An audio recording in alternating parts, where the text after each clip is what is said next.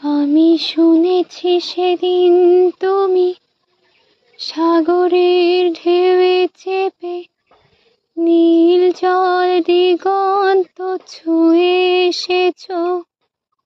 আমি শুনেছি সেদিন তুমি নোনা বালি তীর ধরে বহুদূর বহুদূর হেঁটে এসেছো।